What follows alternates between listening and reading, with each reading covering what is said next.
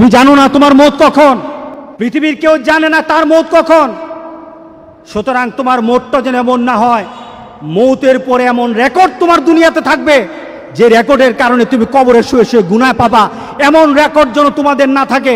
যুবক, আজকে তোমাদেরকে বলি, তুমি যদি মুসলমানের সন্তান হয়ে থাকো তাহলে আজকে তোমাকে এই চিন্তা করতে হবে, এমন কাজ আমি করব না যেই কাজের জন্য আমাকে মৃত্যু পরবর্তী জীবনে আমাকে গুনাহ পেতেই থাকবো, এই কাজ আমি করব না। এটা মুসলমান, এটা হলো মুহাম্মদ সাল্লাল্লাহু আলাইহি সাল্লামের কলিজার টুকরা উম্মত। যুবক, তোমার জীবনটা যদি, তোমার চলাটা যদি কুরআন এবং সুন্নাহ অনুযায়ী হয়, আল্লাহর রাসূল আর নেককার বান্দারা যেমন সুন্দর মৌত পেয়েছে, রাসূল সাল্লাল্লাহু আলাইহি সাল্লাম বলেন তোমাদের মৌতটা তত সুন্দর হয়ে যাবে, তোমাদের মৌতটা তেমন সুন্দর হবে। রাসূল সাল্লাল্লাহু আলাইহি সাল্লাম বলতেছেন তুমি দুনিয়াতে যেভাবে চলবা মৌতটাও তেমন হবে।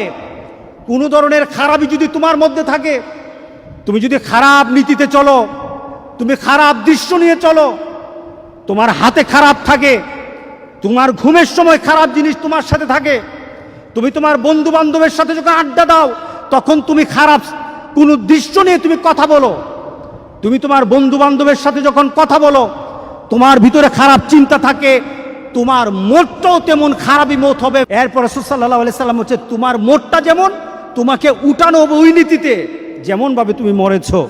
শুধু তাই নয়, কামা তুবাসুন তুহশারুন, যেমন ভাবে তোমাকে উঠানো হবে তেমন ভাবে তোমার হাসর হবে। সুতরাং দুনিয়া যেমন হাসর তেমন, দুনিয়া যেমন মৌত তেমন, দুনিয়া যেমন কবর তেমন।